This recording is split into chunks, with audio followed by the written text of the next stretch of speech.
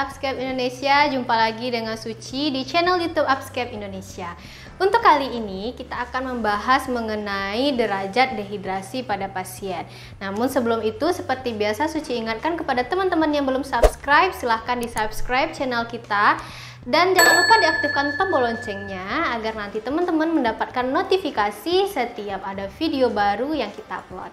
Jangan lupa juga untuk di like dan di-share video ini agar informasi yang kita berikan di video ini dapat menyebar dan berguna untuk kita semua. Baiklah teman-teman, sekarang kita akan membahas tentang derajat dehidrasi. Nah, kita tengok di sini udah ada tabelnya. Kita akan tengok tanda dan gejala berdasarkan derajatnya. Di sini sudah kita bagi derajatnya itu ada ringan, sedang, dan berat. Disebut ringan itu dehidrasinya terjadi sekitar 3-5%, sedang 6-10%, dan berat itu di atas 10%. Nah, apa perbedaannya? Perbedaannya kita tengok yang pertama adalah dari status mental. Pada pasien dengan dehidrasi ringan, pasien biasanya kesadarannya itu akan baik sampai bisa turun menjadi gelisah. Lalu pada pasien dehidrasi sedang, pasiennya biasanya gelisah atau bisa turun juga menjadi apatis. Nah, pada dehidrasi berat, pasien mulai letargi bahkan sampai koma. Nah, itu pada status mental. Kita tinjau lagi derajat dehidrasi melalui nafas pasien. Nah, frekuensi nafas pasien. Pada dehidrasi ringan, frekuensi nafasnya itu biasanya masih normal, rekan-rekan sekalian.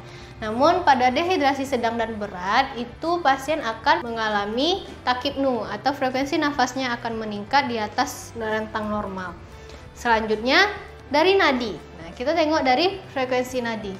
Nah, pada frekuensi nadi pasien dengan dehidrasi ringan itu nadinya biasanya masih normal, masih rentang 60-100 kali per menit.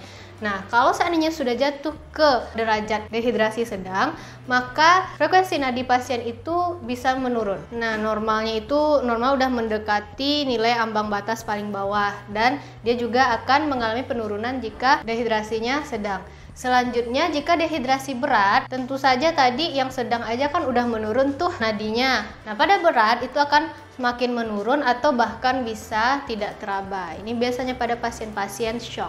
Nah, selanjutnya kita tinjau dari CRT-nya, dari capillary refill time-nya. Pada pasien dengan dehidrasi ringan, CRT-nya itu normal.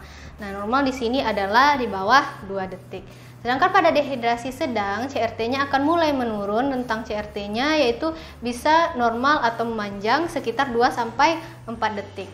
Pada pasien dengan dehidrasi berat, nah CRT-nya akan semakin memanjang, biasanya di atas 4 detik. Selanjutnya kita tinjau dari perfusi. Nah, pasien dengan dehidrasi ringan nanti perfusinya pada ujung-ujungnya itu biasanya akan teraba hangat. Pada dehidrasi sedang mulai dingin, dan berat itu dingin dan berbintik. Selanjutnya, kalau kita tinjau dari tekanan darah, ini ya teman-teman, pada tekanan darah untuk dehidrasi ringan tekanan darahnya masih normal. Nah, pada dehidrasi sedang itu biasanya masih dalam rentang normal, namun sudah mulai ke ambang batas bawah. Nah, kalau pada pasien dengan dehidrasi berat, itu nanti sudah terjadi hipotensi atau tekanan darah pasien itu rendah di bawah dari batas normal. Oke, selanjutnya kita tengok derajat dehidrasi itu dari mata. Nah, pada pasien dengan dehidrasi ringan biasanya penampakan matanya kayak normal, kita normal biasa aja teman-teman. Sementara pada dehidrasi sedang matanya itu sudah mulai mencekung. Dan pada dehidrasi berat matanya akan tampak cekung sekali. Nah, itu yang perbedaannya pada mata pasien dehidrasi. Selanjutnya kita tinjau dari air mata. Nah, air mata ini khusus untuk bayi dan anak. Pada pasien dehidrasi ringan itu air matanya volumenya masih normal, masih seperti banyaknya air mata saat anak atau bayi menangis seperti biasa. Namun jika dia sudah turun ke dehidrasi sedang, maka air mata pada bayi dan anak itu akan berkurang. Sementara pada dehidrasi berat biasanya pada saat menangis anak pada bayi itu tidak ada lagi air matanya. Nah, selanjutnya kita tinjau dari membran mukosa. Pada pasien dehidrasi ringan, membran mukosanya biasanya masih lembab, masih normal. Lalu pada dehidrasi sedang mulai lengket, ini lengket ya rekan-rekan ya, dan mulai lengket. Lalu pada dehidrasi berat biasanya akan sangat kering dan kadang kita tengok membran mukosanya mulai pecah-pecah. Selanjutnya kita tengok dari turgor kulit. Nah, kita tengok dari turgor kulit. Pada pasien yang dehidrasi ringan, pada saat kita uji turgor kulitnya itu akan kembali dengan cepat. Lalu pada dehidrasi sedang, turgor kulitnya itu pada saat kita tes itu mulai akan memanjang. Kembalinya sekitar di atas 2 detik. Lalu pada dehidrasi berat itu memanjang di atas dari 3 detik. Lalu selanjutnya kita tengok di output urin pasien. Pada pasien dehidrasi ringan, outputnya itu normal, cuman sudah mulai agak menurun. Nah, pada dehidrasi sedang itu sudah berkurang, sudah nampak perbedaannya. Lalu pada dehidrasi berat, outputnya itu sudah minimal, kadang tuh warnanya sudah berubah dan sudah kental. Dan selanjutnya untuk terakhir kita tengok dari rasa haus pada pasien. Pada pasien dehidrasi ringan biasa dia kadang tidak haus atau pola minumnya seperti biasa.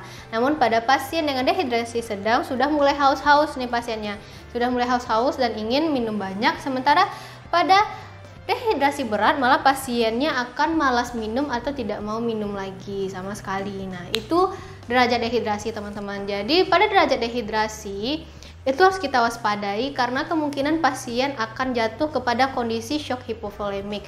Untuk shock hipovolemik sendiri, tanda dan gejalanya itu sangat mirip dengan dehidrasi berat yang kita jelaskan tadi ya rekan-rekan.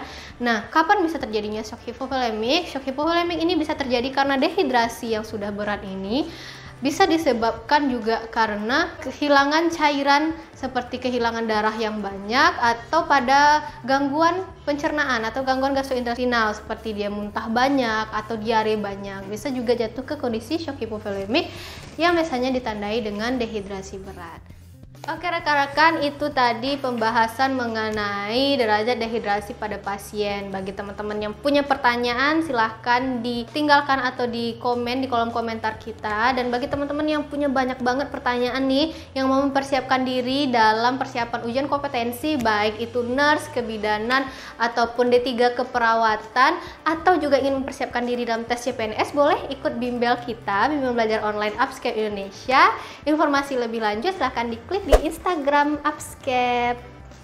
Dan Suci nggak lupa juga ingatkan teman-teman untuk mensubscribe channel kita dan juga jangan lupa diaktifkan tombol loncengnya agar nanti teman-teman mendapatkan notifikasi setiap kali ada video baru yang kita upload.